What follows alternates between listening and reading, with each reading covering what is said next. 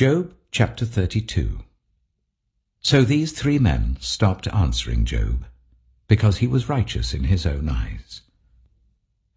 But Elihu, son of Barachel, the Buzite of the family of Ram, became very angry with Job for justifying himself rather than God. He was also angry with the three friends because they had found no way to refute Job and yet had condemned him. Now Elihu had waited before speaking to Job because they were older than he. But when he saw that the three men had nothing more to say, his anger was aroused. So Elihu, son of Barachel, the Buzite, said, I am young in years, and you are old.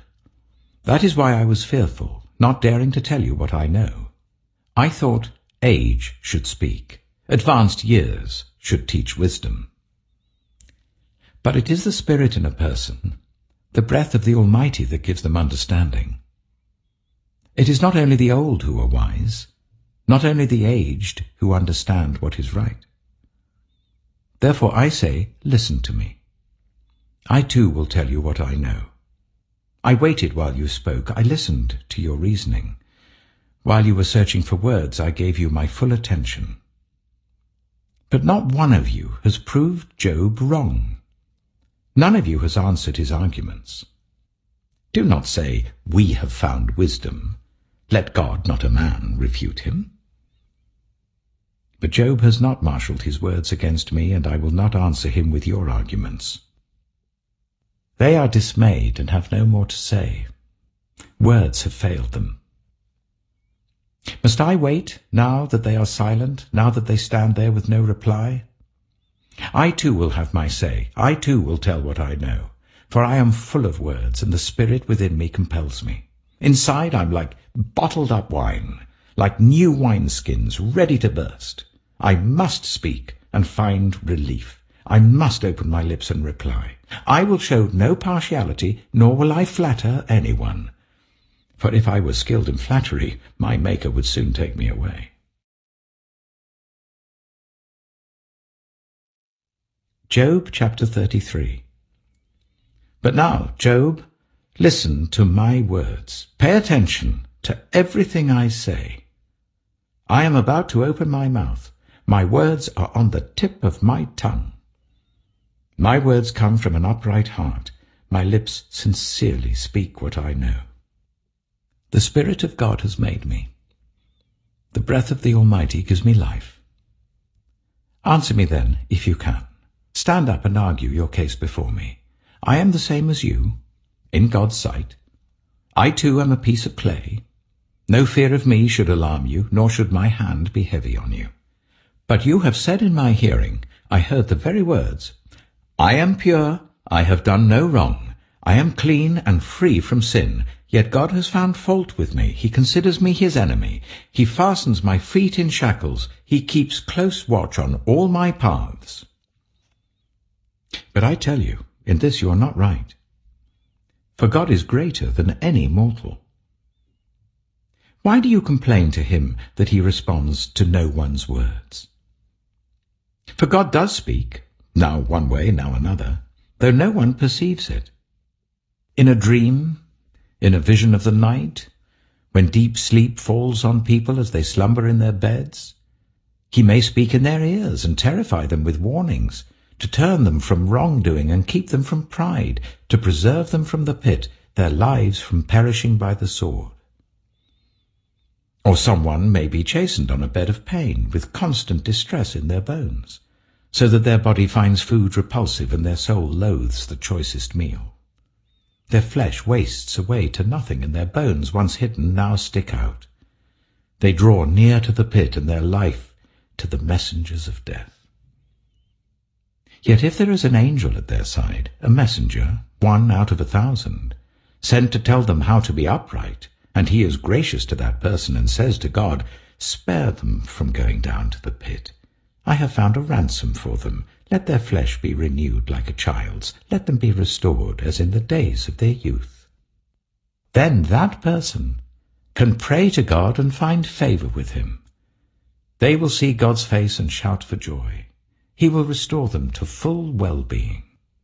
And they will go to others and say, I have sinned, and I have perverted what is right, but I did not get what I deserved. God has delivered me from going down to the pit, and I shall live to enjoy the light of life. God does all these things to a person, twice, even 3 times, to turn them back from the pit, that the light of life may shine on them. Pay attention, Job, and listen to me. Be silent, and I will speak. If you have anything to say, answer me. Speak up, for I want to vindicate you. But if not, then listen to me. Be silent, and I will teach you wisdom. Job chapter 34. Then Elihu said, Hear my words, you wise men. Listen to me, you men of learning.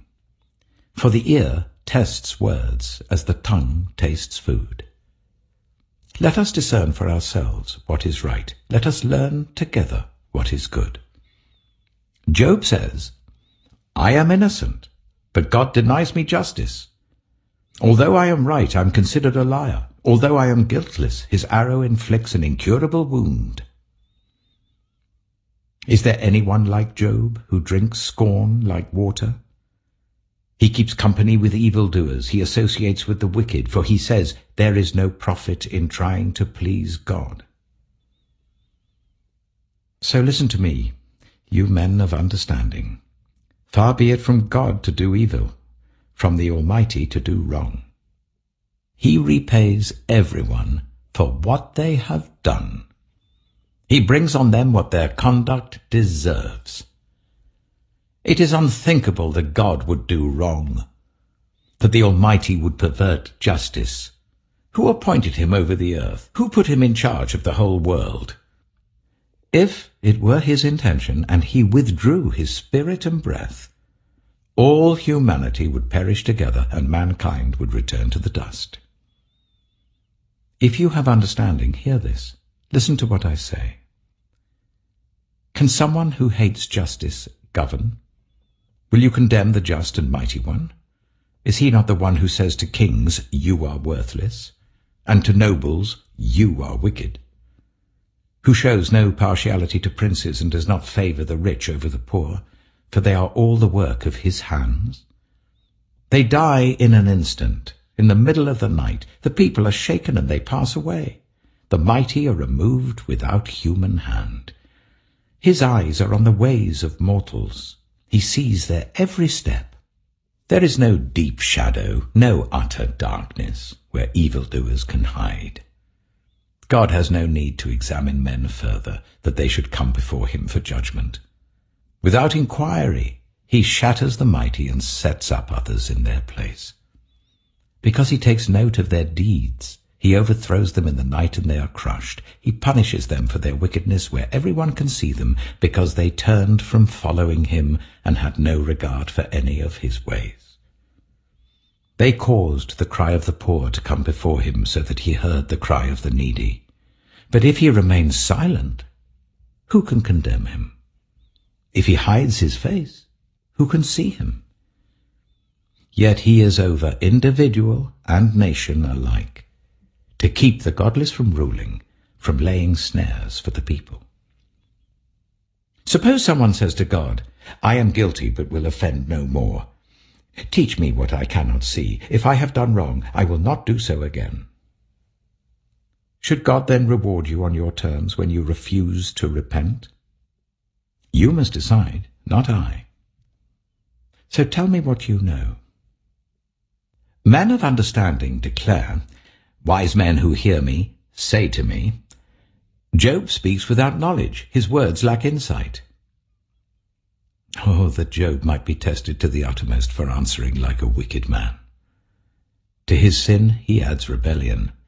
Scornfully he claps his hands among us and multiplies his words against God.